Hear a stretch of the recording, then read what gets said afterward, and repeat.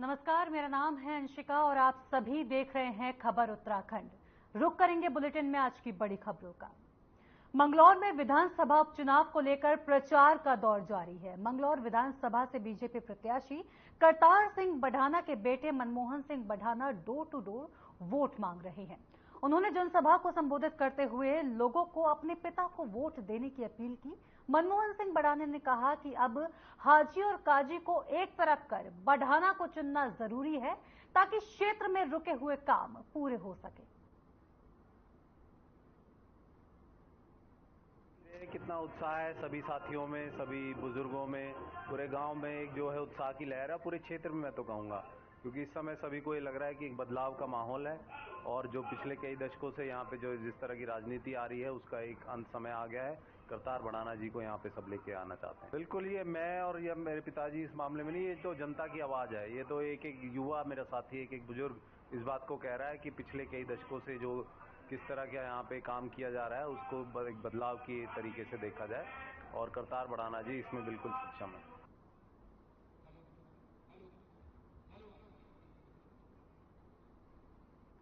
कांग्रेस के प्रदेश अध्यक्ष करण महरा मंगलौर के एक निजी होटल में पहुंचे, जहां उन्होंने बीजेपी पर जमकर वार किया। उन्होंने कहा कि भारतीय जनता पार्टी मंगलौर विधानसभा के ग्राम प्रधानों और राशन डीलरों को धमका रही है और कहा जा रहा है कि हर हाल में भारतीय जनता पार्टी के कैंडिडेट को जिताना है, नहीं तो ग्राम प्रधानों और राशन डीलरों को इसका खामियाजा भुगतना पड़ेगा। उन्होंने ये भी आरोप लगाया कि जिला पंचायत चुनाव में भी बीजेपी ने इसी तरह की धांधली की थी।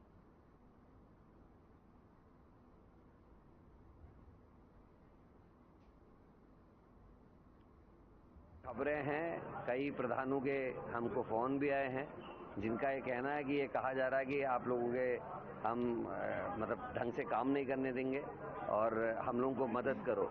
साथ में राशन डीलर्स जो हैं उन लोगों पे भी अनावश्यक दबाव है और निश्चित ही वो भी दबाव में कहीं ना कहीं। अब हर आदमी किसी आइडियोलॉजी से जुड़ा होता है और उनमें से जो हमारे आइडियोलॉजी से जुड़े हुए लोग हैं वो साफ साफ बता रहे कि साहब इस तरीके से दबाव है, हम लोग खुल के नहीं आ सकते। तो निश्चित ही बीजेपी धनबल का भी इस्तेमाल कर रही है, बाहुबल का इस्तेमाल भी कर रही है और प्रशासन का भी इस्तेमाल कर रही है। लेकिन आने वाला समय दिल्ली ने जता दिया कि परिवर्तन आएगा और जो लोग इस चीज में संलिप्त हैं आने वाले समय में उनका भी हिसाब हम लोग करेंगे।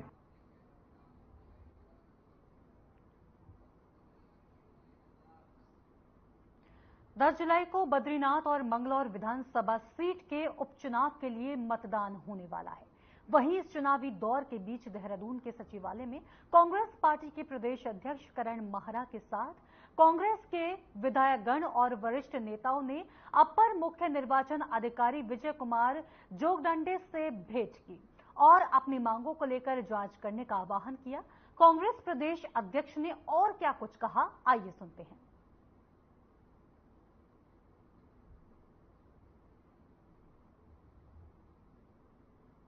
2 दिन का प्रवास मेरा बद्रीनाथ विधानसभा का रहा है और 2 दिन मैं मंगलौर होके आया हूँ। एक बड़ी गंभीर चीज देखने को आई और हमारे विधायकगणों ने भी इस बात को देखा कि दोनों जगह राजस्थान, हरियाणा, यूपी और दिल्ली की बहुत सारी संख्या में गाड़ियां हैं और आम आदमी की गाड़ियां चेक हो रही हैं, कांग्रेस के पदाधिकारियों की गाड़ियां चेक हो रही हैं, लेकिन जिन गाड़ियों में भारतीय जनता पार्टी के गोल पोस्टर्स लगे हैं, खासकर जो हरियाणा राजस्थान की गाड़ियां हैं, उनकी जांच नहीं हो रही, उनको रोका नहीं जा रहा, ना उनसे कोई पूछताछ हो रही है। दूसरा, जो राशन डीलर्स हैं उन पर अनैतिक दबाव डाला जा रहा है कि वो वोटिंग में बीजेपी को मदद करें, क्योंकि हर आइडियोलॉजी के लोगों की राशन की दुकानें हैं और ग्राम प्रधानों को, प्रमुखों को, आंगनबाड़ी की जो कार्यकर्ता हमारी बहनें, उन पर अनैतिक दबाव, अनावश्यक दबाव शासन प्रशासन की तरफ से डाला जा रहा है।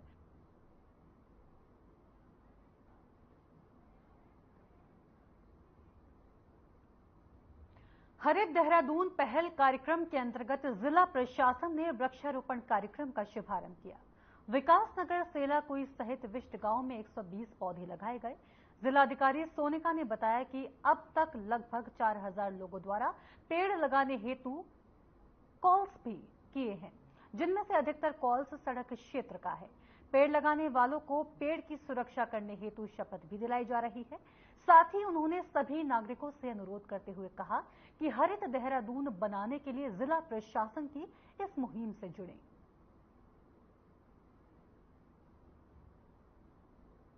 हमारे पास अभी करीबन 4000 प्लस पेड़ लगाने के लिए रिक्वेस्ट आई है और मोर और लेस ये ज़्यादातर जो रोड साइड्स हैं उसमें मुझे है और कुछ प्राइवेट एरियाज भी हैं और जहाँ भी हम लोगों ने करीबन 100 प्लस के करीब हमने पेड़ लगा दिए हैं और जहाँ भी हम लगा रहे हैं वहाँ पे हम लोग जो एप्लीकेंट है जिसने ये डिमांड रेज की है उनसे ओथ भी लेते हैं कि वो उस पेड़ को प्रोटेक्ट करेंगे और उसको फलने फूलने में उसको पूरी तरह से सपोर्ट करेंगे।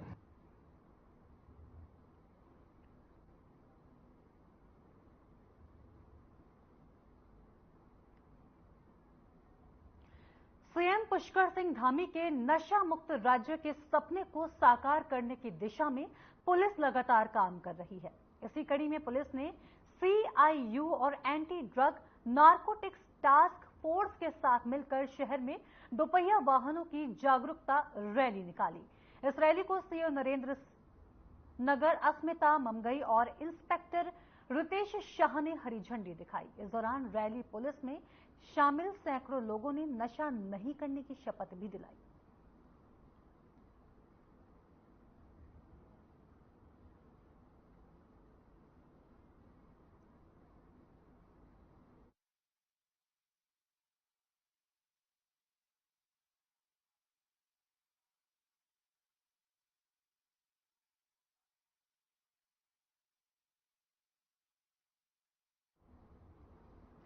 अस्मिता ममगई और इंस्पेक्टर रितेश शाह ने बताया कि एसएसपी नवनीत सिंह के निर्देशन पर अंतर्राष्ट्रीय ड्रग्स दिवस के मौके पर यह कार्यक्रम आयोजित किया गया।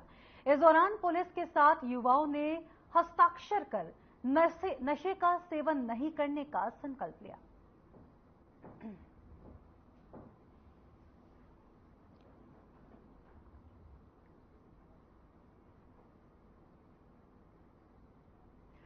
खबर सितारगंज से है, जहां मगरस डॉक्टर गांव में आकाशीय बिजली गिरने से खेत में धान रोपाई कर रहे युवक की मौत हो गई। राहगीरों ने पुलिस को इसकी सूचना दी।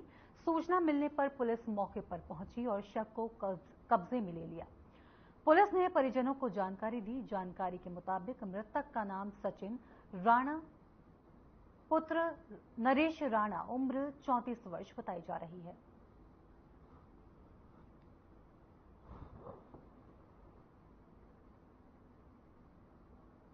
तस्वीरों में युवक आपको नजर आ रहा है। इसी युवक की बिजली गिरने से मौत हुई है।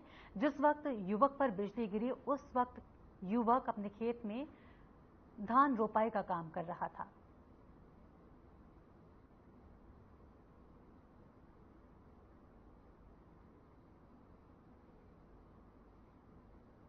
उत्तराखंड के सरकारी हॉस्पिटलों में डॉक्टरों की कमी को दूर करने और स्वास्थ्य सेवाओं को बेहतर करने में सरकार अब जुट गई है और इसी को देखते हुए राज्य सरकार ने कदम उठाए हैं। पर्वतीय क्षेत्रों में डॉक्टरों की कमी को दूर करने के लिए प्रदेश सरकार ने नया फॉर्मूला तैयार किया है। इसके लिए स्वास्थ्य विभाग डॉक्टरों की कमी के लिए गैप स्टडी कर योजना बना रहा है, जिसमें दूर दराज के क्षेत्रों में स्वास्थ्य केंद्रों में समीपवर्ती सामुदायिक स्वास्थ्य केंद्र और अन्य चिकित्सालयों से रोटेशन के आधार पर डॉक्टर्स की ड्यूटी लगाई जाएगी।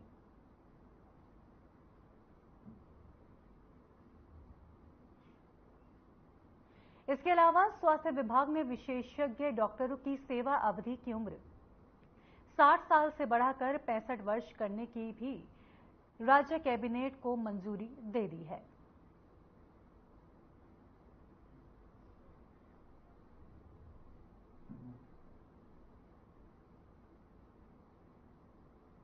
इस साल लगभग 25 डॉक्टर जो पीजी हैं, जो स्पेशलिस्ट हैं, वो रिटायर हो रहे हैं और अगले साल को भी अगर मैं जोड़ दूं तो लगभग 40-45 डॉक्टर के आसपास हैं। लेकिन ये जो माननीय कैबिनेट ने अनुमति दी है, मैं समझता हूँ ये प्रदेश के लिए बहुत बड़ा वरदान है और मैं माननीय मुख्यमंत्री जी को और माननीय स्वास्थ्य मंत्री जी को धन्यवाद अदा करना चाहता हूँ कि स्वास्थ्य विभाग का जो प्रपोजल था उस पर सहमति मिली है और मैं ये समझता हूँ कि काफ़ी हद तक स्पेशलिस्ट डॉक्टर्स की जो कमी है वो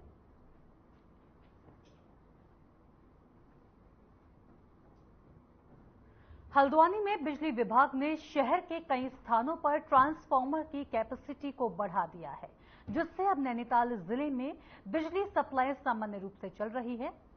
अधीक्षण अभियंता नवीन मिश्रा ने जानकारी देते हुए बताया कि अब लो वोल्टेज और बिजली कटौती से निजात मिल गई है। ट्रांसफार्मर की कैपेसिटी बढ़ाने से अब सामान्य रूप से बिजली सप्लाई चल रही है।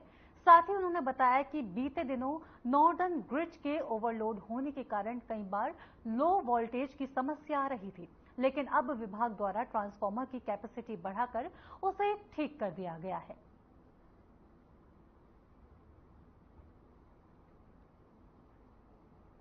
बता दें कि पिछले दिनों नैनीताल में बिजली संकट मंडरा रहा था, जिसके चलते लोगों को घर पर बिजली में वोल्टेज कम की समस्या आ रही थी, लेकिन अब इस समस्या को ठीक करने के लिए ट्रांसफार्मर्स की कैपेसिटी को बढ़ा दिया गया है, जिससे अब ये समस्या नहीं आएगी और बिजली अब सामान्य रूप से चल रही है।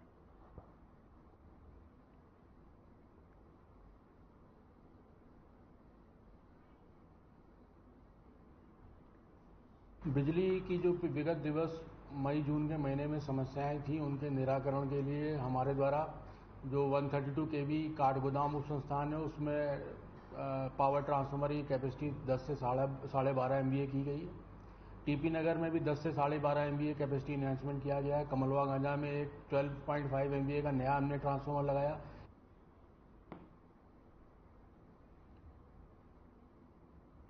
नगला इमरती में गुलदार ने दर्जन भर बकरियों को निशाना बनाया है, जिससे सभी बकरियों की मौत हो गई। सूचना मिलने पर वन विभाग के कर्मचारियों ने मौके पर पहुंचकर जांच पड़ताल की। बकरी पालन स्वामी रियासत अली ने पूरे मामले की जानकारी दी।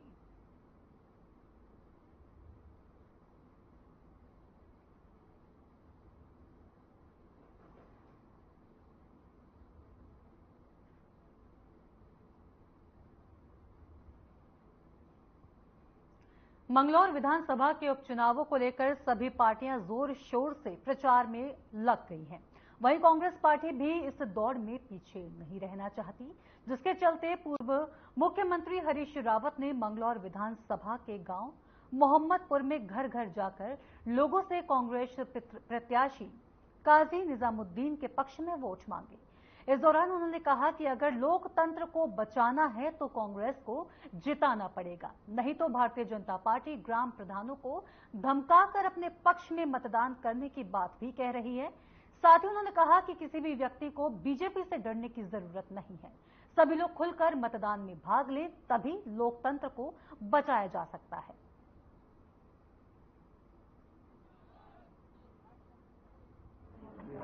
उनको धन्यवाद भी दे रहे हैं, बड़ा साथ दिया उन्होंने और फिर से उनसे आगे के लिए साथ मांग रहे हैं, आशीर्वाद।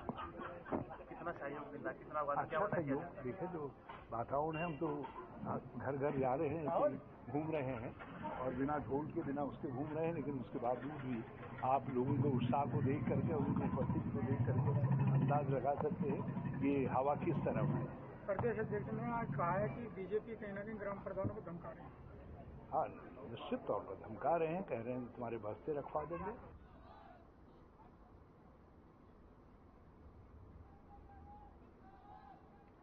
मंगलौर विधानसभा उपचुनाव में नामांकन के बाद कांग्रेसी दिग्गजों ने पार्टी प्रत्याशियों के समर्थन में जोर शोर से प्रचार प्रसार शुरू कर दिया है। पार्टी प्रत्याशी काजी निजामुद्दीन अब स्टार प्रचारक सचिन पायलट का इंतजार कर रहे हैं। सचिन पायलट मंगलौर सीट पर गुर्जर वोट बैंक को प्रभावित कर सकते हैं। कांग्रेस के प्रदेश प्रवक्ता आशीष नौटियाल ने कहा कि मंगलौर और बद्रीनाथ सीट पर प्रचार के लिए प्रदेश कांग्रेस के दिग्गजों ने मोर्चा संभाल रखा है। बद्रीनाथ विधानसभा सीट से कांग्रेस प्रत्याशी लखपत बुटोला ने अभी तक चुनाव प्रचार के लिए किसी बड़े राष्ट्रीय नेता की मांग नहीं की है। हालांकि उनके प्रचार के लिए गोदियाल के साथ ही प्रदेश के नेताओं ने बारी बारी जनसंपर्क व जनसभा करने जा रहे हैं।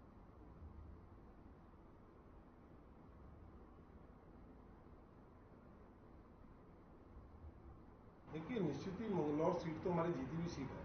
पूरी हमें विश्वास है कि मंगलौर सीट से हमें जितना ही जितना है और वहां पर हमारे जितने भी स्टार जो प्रचारक हैं, हमारे लोकल स्टार प्रचारक, हरीश रावत की बात करिए, गोदियाल जी की बात करिए, पूनम कापू की बात करिए, सब लोग लगे हुए हैं और अध्यक्ष जी भी वहाँ गए हुए हैं, अध्यक्ष जी भी लगे हुए हैं, तो सब लोगों ने पूरी ताकत झोंक रखी है और सेम ऐसे ही बद्रीनाथ उपचुनाव में भी हमारा पूरा ताकत झोंक रखी है।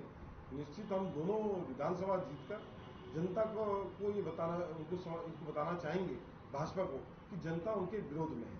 जिस प्रकार से ये लोगों ने आज भी पानी के लिए धरना देना पड़ रहा है, सड़कों के लिए धरना देना पड़ रहा है।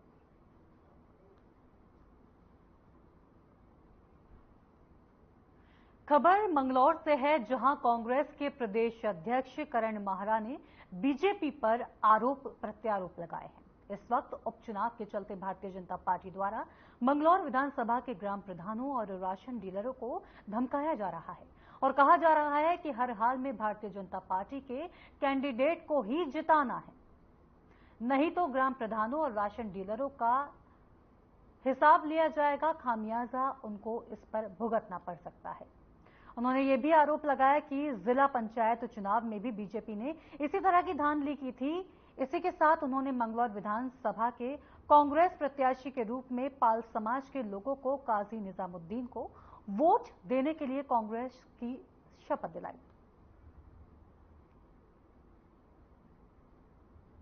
कई प्रधानों के हमको फोन भी आए हैं, जिनका ये कहना है कि ये कहा जा रहा है कि आप लोगों के हम मतलब ढंग से काम नहीं करने देंगे और हम लोगों को मदद करो। साथ में राशन डीलर्स जो हैं उन लोगों पे भी अनावश्यक दबाव है और निश्चित ही वो भी दबाव में कहीं ना कहीं। अब हर आदमी किसी आइडियोलॉजी से जुड़ा होता है और उनमें से जो हमारे आइडियोलॉजी से जुड़े हुए लोग हैं वो साफ साफ बता रहे कि साहब इस तरीके से दबाव है, हम लोग खुल के नहीं आ सकते। मंगलौर विधानसभा में उपचुनाव के चलते अब बीजेपी प्रत्याशी करतार सिंह बढ़ाना ने हर चौथे महीने मंगलौर विधानसभा के 1000 लोगों को नौकरी देने की बात कही है। ये वादा उन्होंने मंगलौर विधानसभा के गांव कुआहेड़ी में प्रचार प्रसार के दौरान कहा। बीजेपी प्रत्याशी करतार सिंह बढ़ाना कुआहेड़ी गांव में चुनाव प्रचार में लगे हुए हैं। इस दौरान उन्होंने कहा कि उन्हें 36 बिरादरियों का समर्थन मिल रहा है और अगर वह विधायक बनेंगे तो हर चौथे महीने मंगलौर विधानसभा के 1000 लोगों को नौकरी दिलाएंगे।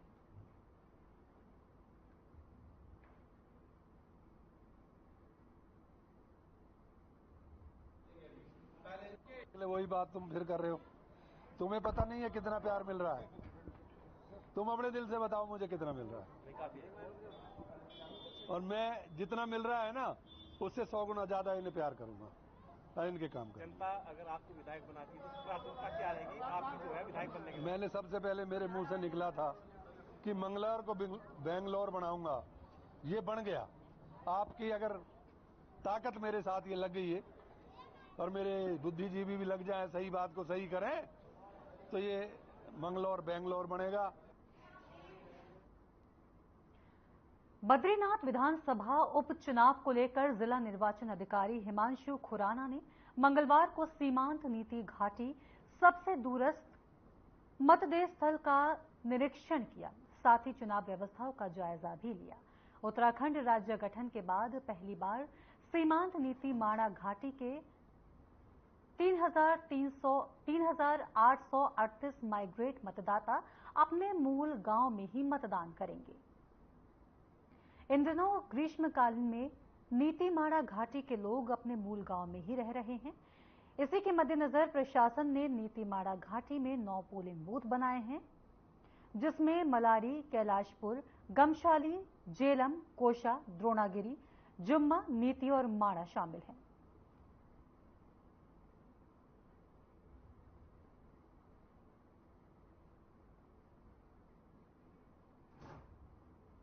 बद्रीनाथ उपचुनाव को लेकर जिले में आदर्श आचार संहिता लागू हो गई है।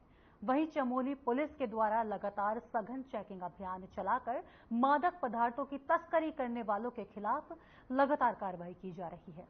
इसी के तहत कोतवाली जोशीमठ पुलिस को मुखबिर द्वारा सूचना मिली कि एक पिकअप वाहन में सब्जी की पेटियों के आड़ में मलारी की तरफ से अवैध अंग्रेजी शराब परिवहन की जा रही है।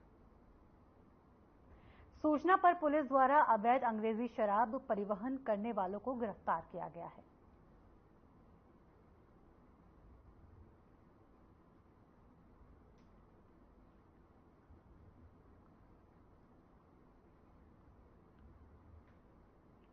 हरिद्वार स्थित गंगा किनारे गोविंद घाट पर संस्कार संस्कृति साहित्य की ओर से चले थीम को लेकर कवि सम्मेलन आयोजित किया गया, जिसमें देश भर से आए कवियों ने कविताओं पर उपस्थित श्रोताओं ने आनंद लिया। इस दौरान मुख्य अतिथि महामंडलेश्वर स्वामी सोमेश्वरानंद गिरी जी ने बताया कि आज संस्कार संस्कृति साहित्य की कमी यानी कि बुद्धिमत्ता की कमी हो गई है। साथ ही उन्होंने बताया कि विवेकानंद के संदेश किस प्रकार आज की युवा पीढ़ी तक पहुंचाए जाएं, इसको लेकर इस तरह के आयोजन आवश्यक हैं। आज बहुत बड़ी आवश्यकता आ गई है। हम सभी का कर्तव्य बनता है थोड़ा मंथन करें, जाने समझे और समाधान ढूंढे। संस्कार संस्कृति साहित्य चरित्र भाईचारा सद्भावना अच्छी सोच सोच विचार हमारे हाथों से निकल गया है। भारत के हर गांव हर घर तक चला गया है। हर घर का बच्चा उस घर का स्कूल का प्रकाश है। बढ़ती हुई अव्यवस्थाएं, संस्कारहीनता और मर्यादा का खुला उल्लंघन को वास्तव में रोकना है तो सनातन संस्कृति पर आधारित कवि सम्मेलनों का आयोजन बहुत जरूरी है, क्योंकि जब कवियों की वाणी से सनातन संस्कृति के शब्दों को कान में जाते हैं तो व्यक्ति मनन करता है, चिंतन करता है और उसका परिणाम होता है वो जीवन में संस्कार उतारने का प्रयास है। कवि सम्मेलन रखा गया है कि युवाओं को विवेकानंद जी के संदेश कवियों के माध्यम से कैसे दिए जाएं। आज युवा पीढ़ी पथभ्रमित है, युवा पीढ़ी भटक गई है, उनमें संस्कारों में कमी आई है। जब से ये वर्चुअल लाइफ आई है, मोबाइल लाइफ आई है, तो संस्कारों में बहुत कुछ अच्छाई भी हुई है लेकिन कुछ कमियां भी आई हैं। उन कमियों को दूर करने के लिए आज विवेकानंद क्लब ने ये जो आयोजन किया है कि युवाओं को विवेकानंद के आदर्शों की ज्ञान देने के लिए, उनको अपने साथ खड़े करने के लिए, उन्हें जोड़ने के लिए ये आयोजन किया गया।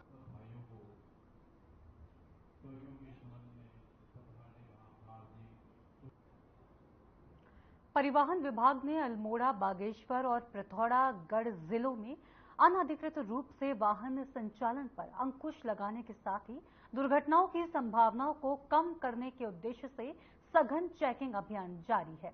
अल्मोड़ा संभागीय अधिकारी ने बताया कि तीनों जनपदों में 1.26 लाख से अधिक वाहन पंजीकृत हैं। सड़क सुरक्षा व्यवस्था के नियमों को कड़ाई से लागू करने के लिए विभाग ने अल्मोड़ा, पिथौरागढ़ और बागेश्वर जनपद में स्पेशल टीमों के द्वारा चेकिंग शुरू की है। अल्मोड़ा जनपद में चेकिंग अभियान में 568 वाहनों के चालान किए गए हैं।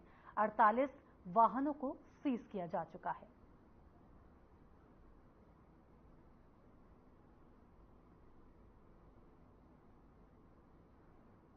अंतर्गत हमारे 3 जनपद हैं, अल्मोड़ा, बागेश्वर, पिथौरागढ़, और 4 ऑफिस हैं हमारे, अल्मोड़ा, रानीखेत, बागेश्वर और पिथौरागढ़। इन 4 ऑफिसों में जो है 1,26,700 के करीब गाड़ियां पंजीकृत हैं। और इस समय जो है टूरिस्ट सीजन चल रहा है, काफी लोग आ रहे हैं बाहर से, और अनधिकृत संचालन को रोकने के लिए और दुर्घटना की संभावनाओं को न्यून करने के उद्देश्य से हमने चेकिंग अभियान चलाया हुआ है। सभी जनपदों में चेकिंग अभियान चला हुआ है। अल्मोड़ा में ही, अल्मोड़ा संभाग के अंतर्गत ही, इस जिले में ही, इस ऑफिस के अंतर्गत अब तक जो है 564 वाहनों के चालान किए गए हैं अभी जून तक। अभी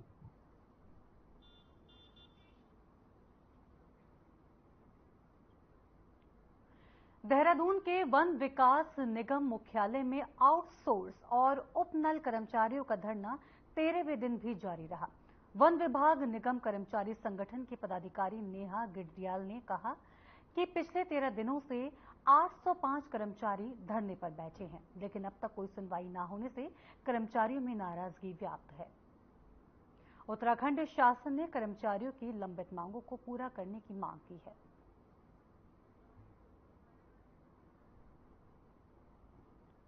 नेहा गिल्डियाले। हम लोग यहाँ 13 दिन से धरने पे बैठे हुए हैं। हम लोग 805 कर्मचारी हैं जो सब धरने पे बैठे हुए हैं। जैसे जैसे जिसका हो पा रहा है वो आके धरने में बैठ रहा है और सबकी सेम मांग है कि हम लोगों को स्वीकृति दी जाए, क्योंकि हम लोग इतने सालों से यहाँ काम कर रहे हैं। पहले कभी ऐसा हुआ नहीं कि स्वीकृति के लिए इतना बैठना पड़ा। अप्रैल मार्च में खत्म होती थी, अप्रैल में स्वीकृति आ जाती थी। पहली बार ऐसा हुआ है कि ये लोग स्वीकृति देने से मना कर रहे हैं। आज तक एमडी स्तर से हो जाती थी स्वीकृति का, वो पहली बार बोल रहे हैं कि शासन से आएगी स्वीकृति, जो इतने सालों से कभी शासन से आई नहीं। तो इस बार ऐसा क्यों हो रहा है कि शासन से आ रही है? सब लोगों की अपनी अपनी प्रॉब्लम है। किसी को घर का किराया देना है, किसी को बच्चों की फीस देनी है, किसी को कुछ करना है, तो वो चीज़ और डिले होते जा रही है, जिससे हम लोग के लिए और मुश्किल होते जा रही है। इसलिए हम लोग धरने में बैठे हुए हैं।